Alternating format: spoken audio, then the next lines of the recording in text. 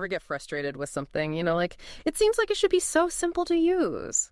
Well, today, we are diving into a principle that's all about that. It's called the Principle of Least Astonishment, or PLO for short. And before you think, oh, this is just for the techies, trust me, it applies to way more than just software. It really does. It's about like how we make sense of the world around us and how good design, whether it's a physical object, a digital interface, should make our lives easier, not harder. Rand. Exactly. I mean, think about it. Have you ever, reached for a light switch and you flip it up and it turns off? Oh, yeah. Or you pull on a door handle only to realize it's a push door. These are examples of POLA violations, and man, they can be maddening. Yeah. POLA is all about making things work the way you expect them to, so you can go about your day without, chucking your phone across the room in frustration. Precisely. It's about minimizing those little moments of friction, those little, hiccups that can throw us off and make us question our own sanity. Right, exactly. So our source material for this deep dive actually dives into the formal definition of POLA, and it says that the design of a system, application, or interface should follow the principle that the behavior must be the expected to minimize surprise and confusion. Yeah, in essence, it's all about establishing a common language, right, between us as humans and the things, the objects, the software that we interact with. And when things behave predictably, we waste less time trying to figure them out, and we have more time to actually get stuff done. I like that. It makes a lot of sense. And that applies to how a software works, behind the scenes, as well as how we actually interact with it, right, as users. For example, our source mentions the simple act of clicking a save button. Right. It seems incredibly obvious, but it actually highlights something really, really crucial about POLA. You click save, you expect your work to be saved. When it does something else, like, say, deleting your work instead, that's not just a bug, that's a violation of trust. Yeah. It really is. You start to, question every other interaction you have with that software after that, right? It's wait a minute, am I the problem? Exactly. You start second-guessing yourself. Is it me? Is it the computer? I don't even know anymore. And speaking of things that make you question your sanity, our sources also touch on the importance of consistency in POLA. Think about, you've used an app where the button placement is inconsistent. 1 minute it's here, the next minute it's over there. Oh, it's terrible. It's like a digital shell game. Yeah. And, not only is it annoying, but it erodes your confidence in using that app. Totally. You don't trust it anymore. Right. And this goes beyond just software, right? Think about inconsistent branding, signage, even the way instructions are written. Oh, 100%. It all just adds to that mental load, making you work harder than you need to. Absolutely. When you encounter inconsistency, you start to question everything, right? You become less efficient because you just can't rely on your past experience to guide you. Familiarity, on the other hand, breeds efficiency. Which brings us to another key characteristic of POLA, and that's familiarity. Imagine if the play button on every single video player was different. Oh. It sounds trivial, but think about the mental energy you would waste just trying to watch a video. It could be incredibly frustrating. But that's the thing. We rely on these familiar patterns, these familiar symbols, to navigate the world around us. Think about it. You don't need to be a mechanic to drive a car, right? Because the interface, the steering wheel, the pedals, it's all designed to be familiar and predictable. Exactly. And that's PLA in action. You don't need to understand the complex inner workings of a car engine to operate it effectively. And same goes for good software design, right? So how does this idea of familiarity play out in the world of programming? Because we have a lot of sources that say it's a pretty big deal in software design. Yeah, it's huge. Because programmers, they often use pre-built functions or methods to perform certain tasks. Think of it like a toolbox, right? You expect the hammer to always hammer no matter what project you're working on. Right. It shouldn't suddenly turn into a screwdriver. You don't want that. So having those consistent, familiar elements in programming, that really helps prevent a lot of headaches down the line, I'm guessing. Absolutely. It allows programmers to build upon existing knowledge, which leads to hopefully faster development and ideally fewer bugs for you to encounter. But familiarity is just one piece of the puzzle. Our sources also stress the importance of clarity in POLA-friendly design. Right, because something can be familiar but still confusing at the same time. Absolutely. Our sources give the example of a complex component, but it has a clear, well-defined interface. So what does that actually mean in practice? Think of it like a really well-organized library. Even if it houses like this massive, vast collection of books, if there's a clear system of categorization, clear labeling, it makes it easy to find what you're looking for. So good design is about making the complex seem simple in a way. 100%. It's about reducing that cognitive overload, not adding to it, right? Exactly. Which brings us to another really, really key characteristic of people, minimalism. Oh, yeah. And in a world of increasingly complex technology, this can feel like such an uphill battle. Yeah, because it seems like every app, every website, it's constantly vying for our attention with more features, more options, more notifications. It's true. And all too often, this complexity comes at the expense of clarity and ease of use. Right. The more you cram into a system, the more opportunities there are for confusion, for like unexpected behavior. It's like trying to find a specific spice, right, in a spice rack that's just overflowing with unlabeled jars. Oh, yeah, I've been there. So how can we, advocate for more PLA-friendly design in a world that seems so obsessed with complexity? That's the million-dollar question, right? Yeah. One thing we can do is really be mindful of the products and services that we choose to use. Yeah. Do they prioritize clarity and simplicity? Do they make us feel empowered? Or do they make us feel completely exasperated? And then we can also make our voices heard by actually providing feedback, both positive and negative, to companies. Yeah.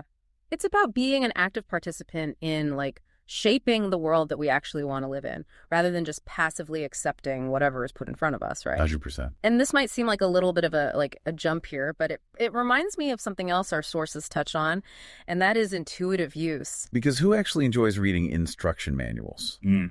Nobody. Right. Good POLA design, it should be so self-explanatory that you don't need a manual to figure it out. It just makes sense. Can you think of any examples of exceptionally intuitive design you've encountered lately? I was recently setting up a new smart home device, and I was already dreading having to dig through this complicated manual, but the whole setup process was shockingly smooth. The app guided me through every step with really clear, concise instructions, even some helpful visuals, and it even anticipated potential issues and actually offered solutions. It was great. See, POLA in action, it makes such a big difference. Now, this might seem like a little bit of a left turn here, but our source goes on to talk about how this concept of POLA, while seemingly simple on the surface, actually shows up in some really, really complex ways in the world of programming, particularly when it comes to different programming paradigms. Yeah, and while we might not all be programmers, I think there's something fascinating about how these seemingly abstract concepts can actually teach us a lot about how we think and how we organize complex systems in, any field. Okay, so we're going to dive into the deep end of the POLA pool here, but before we do, I want to hear from you. Where do you see these POLA violations popping up in your everyday life? Head to our social media and let us know. We'll be right back after this. So before the break, we were talking about how POLA can really pop up in some surprising places. And we're about to get into how it actually influences the design of programming languages themselves. Yeah, it's true. Some programming languages are designed with POLA in mind more than others. Okay. It's some languages just have this natural affinity for clear, predictable code. That makes sense, because if the building blocks of a language, if they encourage good design from the start, the programs that are built with those languages are more likely to be user-friendly. Precisely. It's imagine having sturdy, well-labeled building blocks, right? You're way more likely to end up with a stable, easy-to-understand structure. Makes sense. So our sources mention a few languages specifically. Which one stands out as particularly beginner-friendly because of its emphasis on POLA?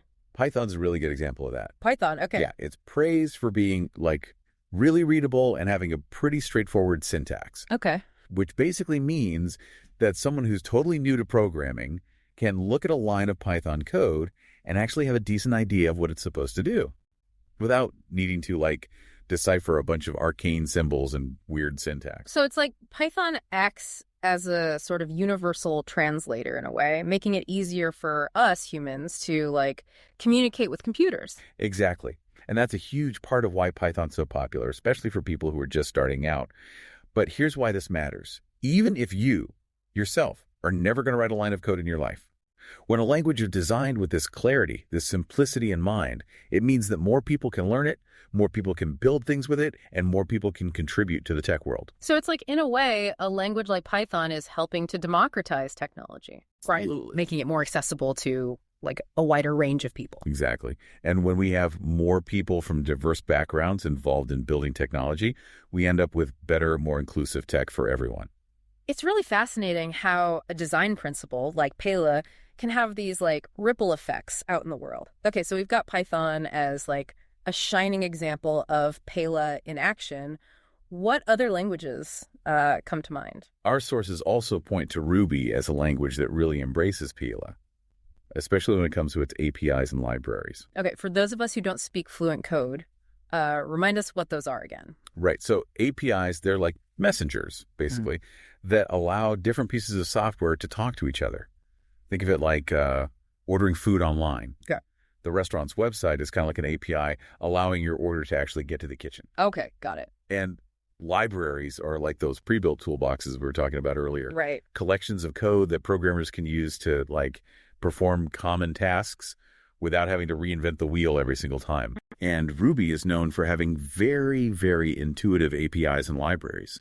They're designed to be easy to understand, easy to use, which just makes life a lot easier for the programmers.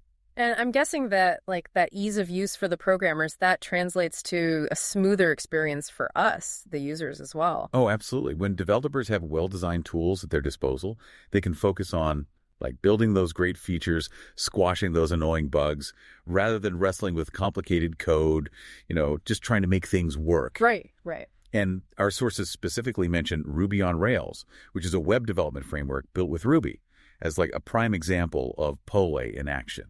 Okay, so Ruby on Rails is kind of like a prefabricated house kit for web developers, basically, making it faster and easier to build websites and web applications. Exactly. It provides a lot of the structure and common elements you would need for a website or a web app. But more importantly, it does so in a way that's really, really consistent and predictable. It follows what's called a convention over configuration approach. Right. So it has a lot of the common decisions already made for you, so developers don't have to start from scratch every single time. Okay, so it's like those building blocks, they just kind of like naturally fit together in this very logical way. Yes. And that makes it so much easier for different developers to jump into a project and quickly understand like how things work, which in the long run often means a more stable, more reliable product for the end user. Right. That makes a lot of sense.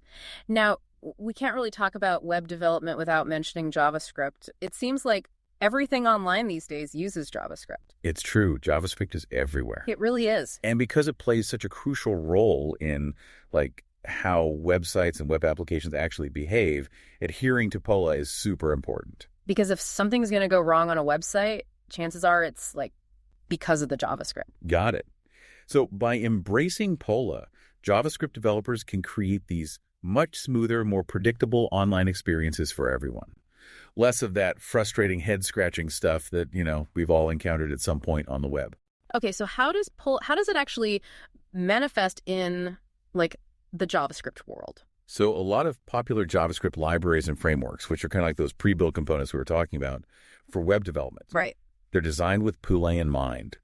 They provide developers with the tools, with the structures that encourage that predictability, that consistency. Can you give us some examples? Yeah, so React, Vue.js, Angular, these are all really popular frameworks that really prioritize clear, consistent code, which ultimately, benefits everybody who's using the web. So it sounds like the web development world at least is like starting to learn from the mistakes of the past and embrace POLA as a way to like make things better for everyone. Let's hope so. Yeah. But it's not just these newer languages, that benefit from POLA. Even Java, which is a language that's been around for decades now. Yeah. It relies on POLA, particularly in its standard libraries and its APIs. So it's like POLA is really this timeless principle, just as relevant today as it was when, computers took up entire rooms. Exactly. And it highlights something really important. Mm-hmm.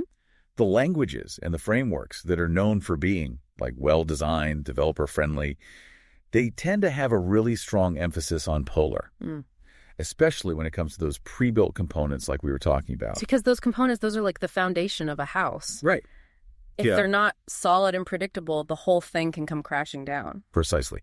And speaking of languages where like predictability is absolutely paramount, our source also mentions Haskell. Haskell, okay. Yeah, it's a language known for having this incredibly strong focus on pure functions and avoiding those unexpected side effects. Okay, now we're really getting into like the weeds of programming language theory here. We are going a little bit deeper, yeah. What does that even mean in like plain English? So essentially, Haskell takes this idea of predictability to like a whole new level. It's like the difference between, casually following a recipe and like meticulously documenting every single variable in a scientific experiment. Mm-hmm. Every ingredient, every measurement, every interaction is accounted for in a way that like eliminates surprises. Wow. So for those programmers out there who like value consistency and predictability above all else, Haskell might be like the perfect language for them. You could say that. Yeah. But even if you never write, a single line of Haskell in your life. Right. I think it's just fascinating to see how far you could take this concept of, minimizing surprise, maximizing predictability when you really, really commit to it. Yeah, it's like the principle of least astonishment taken to its like logical extreme. It really is. It's about creating systems that are like elegant in their simplicity and predictability. Exactly. And while that level of like rigor might not be necessary for every single piece of software that's out there. Right. It's inspiring to see how these principles can be applied in such a thoughtful way. It makes you wonder what the world would be like if we like applied that same level of intentionality to everything we design. Now there's a thought-provoking question. It really is. We've covered a lot of ground here with like POLA in the wild world of programming. But I think the bigger takeaway here is that this principle, it's bigger than just software. Well, for sure. It's really a philosophy for like designing anything that humans are going to interact with. And on that note, let's shift gears a bit here. Let's talk about what all of this means for you, the listener, because we've explored how POLA pops up in like these unexpected places. But at the end of the day, this isn't just about code. This is about how we as humans interact with the world around us. Yeah, it's about recognizing those moments, those little like frustrating moments when a design, whether it's a physical object or a digital interface, it makes us feel like confused or even like frustrated instead of, empowered.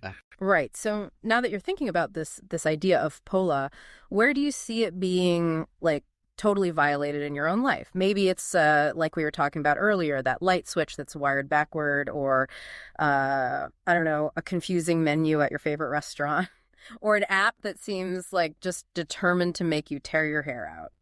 Think about a time when you like encountered a really frustrating design and ask yourself, did you just accept it? Or did you try to like find a better solution? Because once you start noticing these like these design flaws, it's kind of hard to unsee them. Yeah, it's like you've suddenly become aware of all the cracks in the sidewalk, right? Exactly. But the good news is once you're aware of these things, you can actually start to like think about how they could be designed differently. Mm-hmm. And you don't have to be like a programmer or a designer to actually make a difference here. Right. So how can we like advocate for more POLA-friendly design in our everyday lives then? It can be as simple as just like speaking up when something doesn't make sense, like actually providing constructive feedback to companies or supporting businesses that, they're very clearly putting like user-centered design front and center. Yeah, yeah. It's about being like an advocate for clarity and simplicity in a world that a lot of times it feels like it just prioritizes complexity just for the sake of complexity. 100%. And at the end of the day, good design, it's all about making our lives easier, not harder, right? Oh, couldn't agree more. So the next time that you encounter a design that like makes you scratch your head, just remember the principle of least astonishment. Ask yourself, could this be better? And who knows, you might be inspired to go out there and create something amazing, something that sparks joy instead of confusion. That's the beauty of it. I mean, POLA, it's not just like a set of rules, right? It's this way of thinking about the world that can really empower us to go out there and make things better. Not just for ourselves, but for everyone around us. What a great note to end on. Thank you so much for joining us for this deep dive into the fascinating world of POLA. We'll catch you next time for another deep dive into a topic that's sure to surprise and engage you. Until then, keep those POLA violations in check.